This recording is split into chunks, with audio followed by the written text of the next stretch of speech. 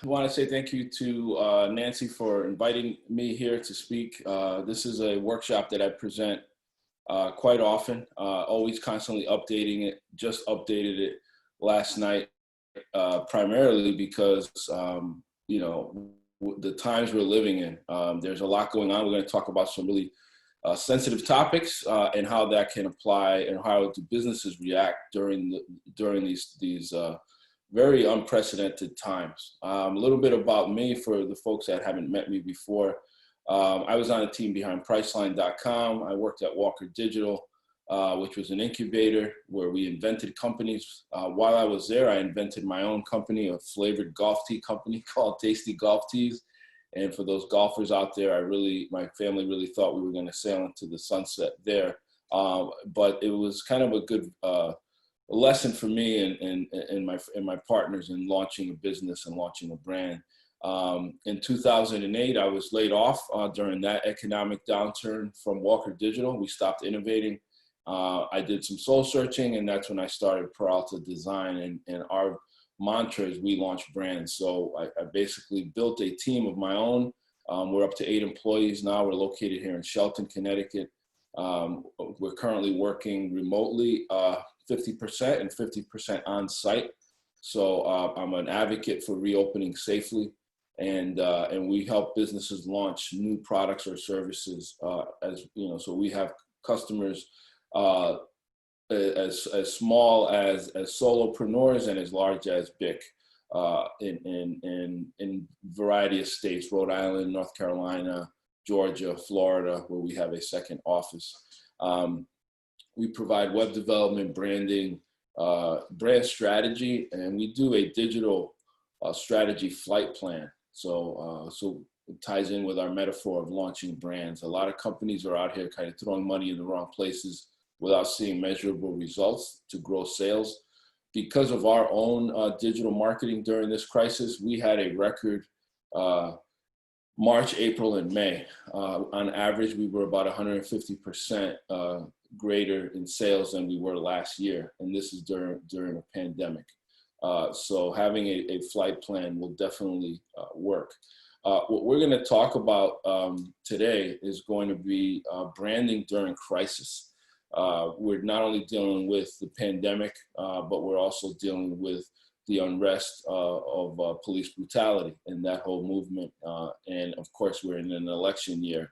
Only thing we're missing right now are the murder hornets or whatever those things are that are supposed to come out next. So nobody expected this, but what's happened is in many cases, businesses that were probably already doomed to fail slowly, this crisis has just sped up the process for them. And those that are primed to survive and adapt will actually get stronger.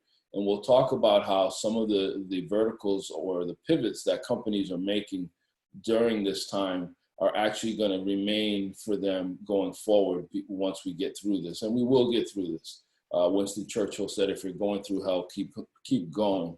And we have been, as a company, trying to be the beacon of hope during this dark time, or a beacon of light during this time. That's how we've chosen to differentiate our company during this time. And I encourage everyone that has a business to figure out how do you differentiate your company, especially during crisis.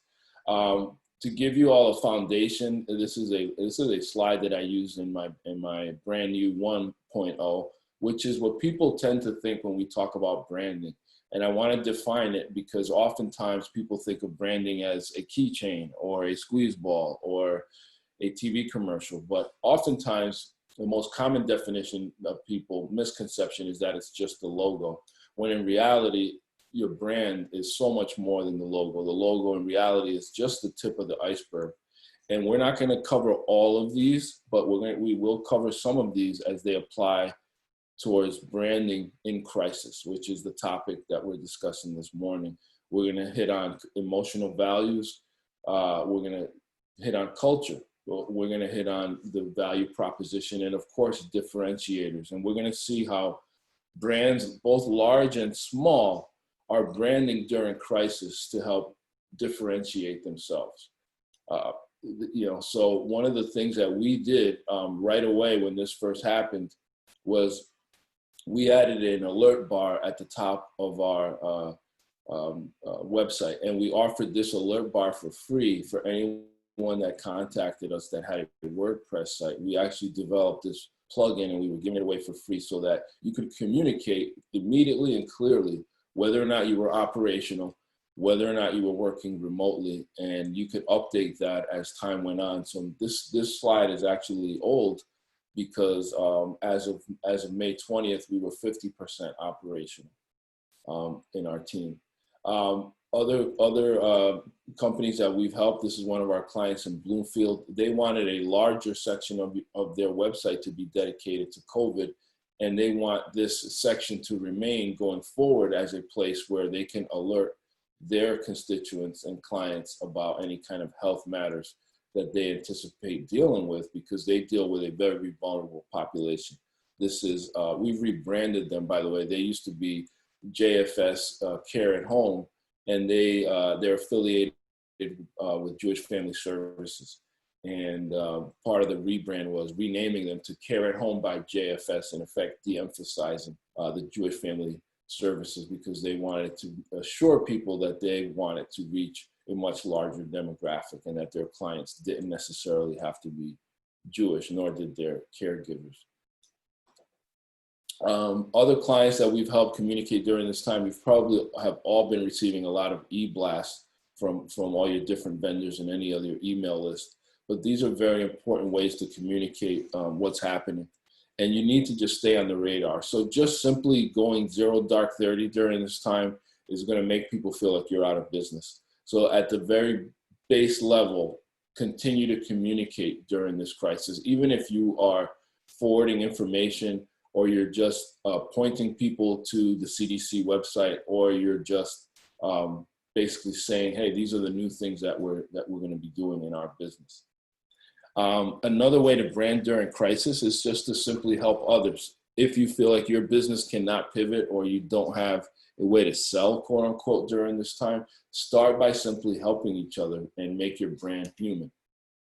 You're seeing a lot of these larger brands doing things to help their clientele, and it often helps them as well. So you can imagine Audi, VW, and Porsche. If they offered an extension to their warranties, if those warranties expired during the pandemic. So if everything got shut down and your warranty expired in May, they were willing to give you an extra 3 months on that. And what does that do? It makes you, the customer, feel great because you haven't been able to get out of the house. But just think of all of their dealerships and shops that have had to furlough employees. By extending this warranty, they're going to get business. But it also makes them appear to be human, which oftentimes, as you know, dealers and car brands get a tough rap because of how they deal with customers often. You're seeing a lot of brands that aren't selling shoes, right? So I haven't worn my shoes in 3 months. I actually bought like a pair of UGG slippers. That's what I usually wear. Even though I have a jacket on, I'm not wearing regular shoes. So Zappos.com probably saw a huge drop, and Crocs probably saw a huge drop. So how do those brands stay on the radar? They created this initiative where they gave away shoes, Crocs. They formed a partnership to support frontline workers, and we all know how big of a hero those folks are on the front lines. And this is a great example of two brands that probably saw a drop in sales get themselves on the front lines, quote unquote, by doing such a promotion to help those people on the front line. You're seeing brands like 23andMe do things where they're giving away tests. And they're doing it in a way that, hey, if you give us your DNA, you may have the antibody, you may have the cure. Again, it gives their brand that exposure, but they're also helping everyone. They're being human. They're saying, how can we help? So at a base level, you're seeing brands during crisis figure out, how can I be part of the solution? Zoom is another one. A great example, right away, they lifted their 40-minute time limit for K through 12 schools. Now, mind you, they had a lot of security issues that they've addressed, but prior to this, they didn't have the cachet that a Skype had, or even a Microsoft Teams had. But now Zoom has become like a verb for anything virtual when it comes to a virtual meeting. This gave them great exposure. It made them appear human. Who doesn't want to help kindergartners? So great example of giving away, but also being part of the solution and branding through crisis. So what could a local company do? So one of the things that we did, and I don't want to just give you these large brand examples, because of course you're like, well, I'm small, or my business is small, I'm by myself, I'm in the chamber, I don't know what to do. One of the things we did was we started a campaign called PD Power Partners, and we advertised some of our clients for free, and fellow chamber members for free. And we did this campaign through email and through social media, and we allowed all of them to just give us an offer that they were willing to give to their clients, and we helped promote them just to show that we're all in this together. Again, it aligns with our values as a company, and it also aligned with this mission that we said we're going to be a beacon of hope, or we're going to be a beacon of light during these dark times. This is an example of one of the memes that we put together, and we put this out on Instagram and Facebook, LinkedIn, and then we put them all in an e-blast as well. But you can imagine BDX Fitness or most gyms really took a hit during this time. They were effectively shut down. So they needed to do this online thing, but they needed to raise awareness. And so we were helping them kind of get their brand out there. Now, this one's going to be controversial, of course, because social causes and activism is currently playing a big role in the news cycle. And unfortunately, the looting and the rioting is what's getting the most attention. But there is a real cause behind what's going on, and there is a peaceful way to go about it. And you're seeing a lot of brands get behind what's happening. Howard Schultz from Starbucks, he once said, if people believe they share values with a company, they'll stay loyal to the brand. And that's so true right now, especially with what's going on, that you're seeing a lot of CEOs and a lot of major brands making statements in their support of this Black Lives Matter movement. We decided early on that we were going to take a stand with reopening safely. And we knew this was super controversial. I, in fact, did an interview. I was on a panel with the New Haven Chamber. Then I was on a interview with NPR. Then I got an interview opportunity with the Today Show. And as I was speaking with Gabe early on, I believe that my approach was so sensible that it didn't make the news cycle, and they never aired the segment. And what I was talking about was reopening safely. So we started this hashtag reopen safely, and we gave away a bunch of masks. We invested in masks, and we started a social media campaign where people would, request a mask. We'd send them a mask. They'd take a selfie. We would post it. And we wanted people from all walks of life to get on board with this idea of reopening the economy safely. We're in the business of launching brands. So we're in the business of helping business. So we wanted that to be our message, and our alignment was with reopening safely.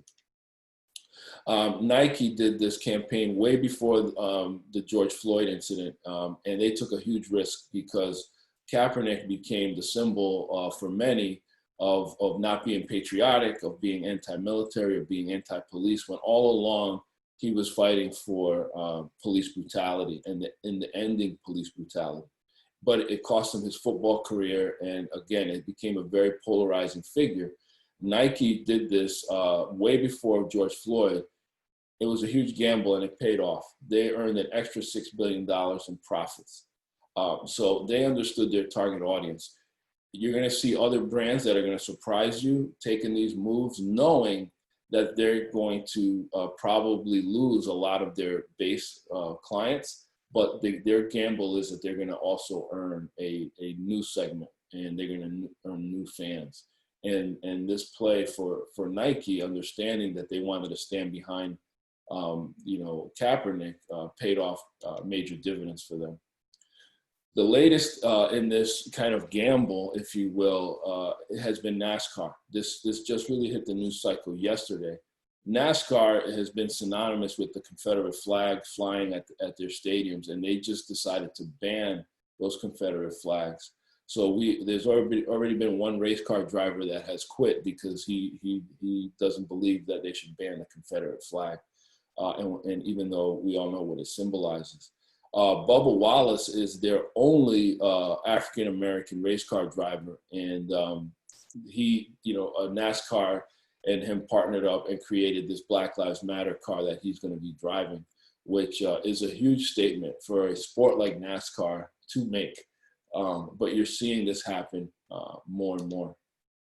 Ben and Jerry's, of course, they're in Vermont, it's a blue state, but they've been very, very vocal in this movement. And you're seeing that for them, it aligns, taking this stance aligns with their company values.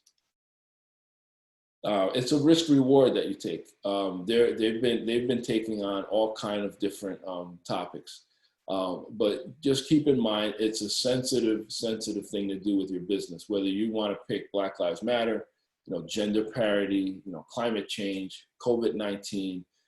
You need to say something that aligns with your company's values. You should not be silent. I mean, we all know silence is complicity, whatever it is. And it could be the kiss of death for your business if you're silent on these important issues, because this is an opportunity to revisit your values. If your values mean anything, speak out on them. And use that time to brand your organization so that you can differentiate yourself. Because again, what brands are doing during this time is going to be remembered by their clients for a very long time. It's going to actually define them.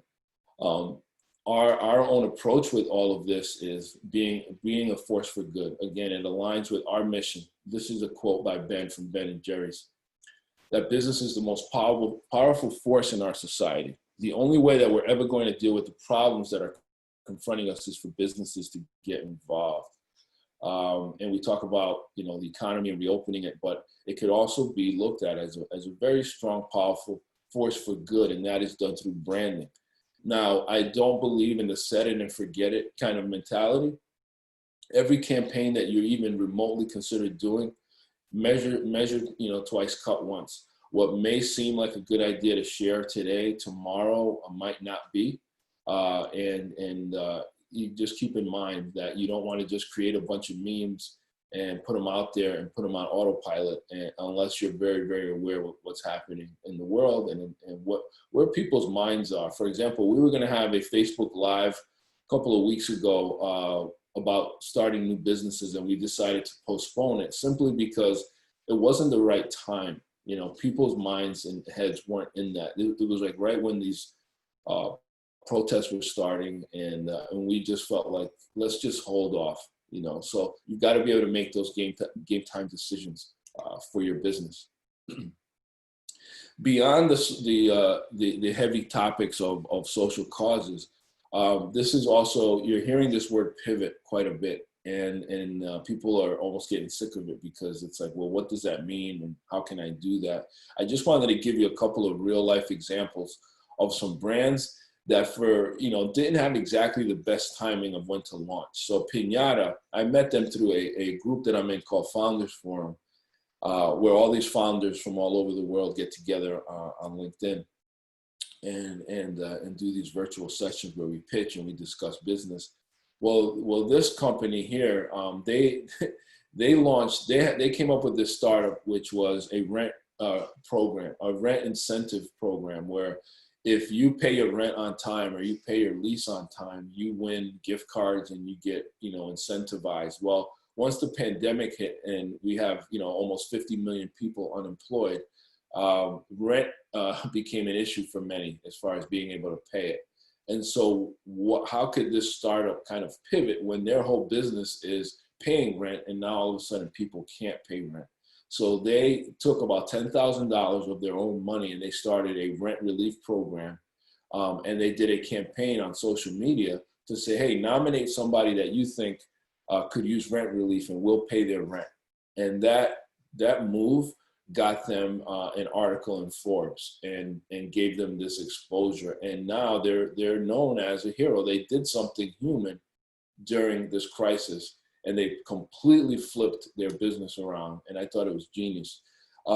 This is the group that I'm in, Founders Forum. Scott Case is a friend of mine.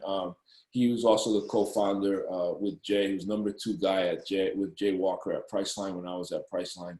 And now he's #2 guy with Jay on Upside Travel. And Upside Travel is a small business travel company that incentivizes small business owners. If they're flexible on their business travel, they can get discounts and gift cards and all this. Well, nobody's flying. So what did they do? They create the Founders Forum. They pivoted. They created a new vertical. And now they're gathering all these founders on these meetings twice a week. And guess what? Upside Travel now is going to be on the radar for these people. So when this pandemic's over and people start flying again, Upside Travel is going to be on their minds. And they did this stay home. Here you have a travel company promoting a hashtag of stay home, right? It's counterintuitive, but they did that because of COVID. And right now, their hashtag that they're promoting is Black Lives Matter. And I would encourage you to look them up, but it's a great idea of something counterintuitive where a travel company is going to encourage people to stay home, and a travel company is creating a forum for founders to talk, because those are their customers. So you can think about, what can I do for my customers during crisis? They reinvented themselves. Rob Thomas is another example. Here you have a guy whose whole business model was based on being at diners, and those diners shut down. So he created a new membership tier for a virtual membership, and it's going very well for him. So it's a great example of pivoting, reinventing, creating a new vertical. And I think even after people feel safe about going back into the diners, which is going to happen soon since they're doing the patio and stuff like that, the outdoor dining, you're going to see this remain for him as a new membership tier that he didn't have before. So I think as you continue to brand, evolve, and pivot and innovate, you're going to have some opportunity here to have something new for you as well going forward. Again, BDX Fitness, a great partner of ours in the Cinto complex where we're in. Their gym shut down. So what did he do? He pivoted. He started doing online virtual training for all the people that were members of the gym. And now that's going to have its own landing page. It's going to have its own email campaign. It's going to become a new vertical. So he's kept his brand on the forefront. He's been doing videos on Facebook with his mother, cooking once a week. They've increased their content that they've been putting out as far as email blasts. They talk about topics on nutrition and mental state and meditation and all this. They're giving value to their customers, even though their facilities is closed. It's a great example. Here's another one in Stratford. This young man here created a virtual dojo using Google Classroom. So he's teaching people karate, even though they're not coming to his gym anymore. He's doing it virtually. Great example. I think he's going to continue to have this vertical even once we get through this. I've been following Cast Iron Chef. We did his branding and his logo, Attilio. He's the son of Marissa's in Trumbull. Great guy. Opened a beautiful restaurant, 5-star restaurant. He started doing these $40 family meals, curbside pickup, all during the pandemic. On his own, he had to furlough his whole staff, but he had somebody there, obviously, that could record him. He would cook the meals live, and he would package them up and bring them out to the curb. And he stayed busy. He kept his brand on the radar. You wouldn't never see a 5-star restaurant doing like family meals for $40, and now that they're doing the outside dining, his content has shifted to show the outside dining, and the image on the right is what it looks like outside on the sidewalk there on State Street. One-on-one coaching for a lot of these folks that used to go, in person is something that didn't exist for many of them, and now I believe it's going to be something that you're going to see more of. places like Super Sandwich, they're not, and even Wade's Dairy, they're not just delivering their normal products, but because they have the supply chain for other items, they're also delivering groceries. They're already getting eggs and milk and bread and all this other stuff. So why not deliver that to their customers as well? And they've been communicating that through email blasts, which is a tremendous way to pivot and brand during crisis. What did we do as far as something new that we didn't have before? We created a whole new section of our website where we have online tutorials, and we've created a number of seminars that people can sign up for and receive training on completely free. Again, we wanted to be this beacon of light, beacon of hope, add value. So we created the brand new Launch Academy. So giving away your expertise, giving away some tips, giving away some ideas is a great way for you to remain on the radar, continue to position yourself as an authority and as an expert in what you do. And it gives you great content. You gotta put out content. If you're 0 dark 30 during crisis, people are gonna think the worst. You're out of business. And it's gonna be very difficult to pick the ball back up if you wait this out. It's gonna be too late. Conscience over commerce. You know, what would help now? If you're really stuck, just think about what could help people right now. You know, what need is it that you could fill? You know, communicate the present and the future. If you don't know what content to put out there, you know, Rebecca, you said you do interior design. I think it's a great time to reimagine what some of these new interiors are going to look like. I think you're going to be super busy because every single office space is going to have to reimagine itself during this process of reopening safely. And so you're going to see a lot of this. Document and share the changes that you've made. So here's our team now. Half of us are in the office with masks. Half of us are working remotely. We put that out there. We share it on Facebook. We let people know not only are we open, but what are the things that are different? What are the things we're doing now to be safe, to reopen safely? And you believe it or not, you're encouraging others to venture out. You're encouraging others to reopen. You're showing optimism. Be that beacon of hope. Be that beacon of light. Communicate the future. You're seeing a lot of places talk about what changes they're making in their businesses. Great content to put out there. Put it on your social media, put it on your e-blast. Talk about what's going to be different now if somebody comes to your business or you go to them. What changes are you making? Are you open? It's that simple. People think if they don't hear from you that you're out of business. This is another example, a massage parlor. This is Massage Envy. Places like that really, really need to communicate all the different things that they're doing so that people feel safe going back in. Here's a campaign we're doing for one of our fellow chamber members and clients, Modern Plastics. We've reimagined all these spaces, and Rebecca probably finds these interesting, but these are all, this is a campaign that rotates as a video, and you basically can imagine what these workspaces are looking like. And if you've been out and about, like I was at the dentist yesterday, I went to the barbershop this past weekend, you're seeing these changes taking place inside these interiors. Ben Carbone, president of the company himself, he's putting out a lot of really good content of these plexiglass barriers and things that they're doing and that they've been hired to do for many of these businesses that are reopening and trying to reopen safely. Some people go out with a low-tech approach, but the point is that they're putting it out there. This is the owner of Manny's barbershop in Monroe. He's putting content out on Facebook and Instagram, showing people that his shop's ready for business and that they're wearing masks and that they have some changes in place.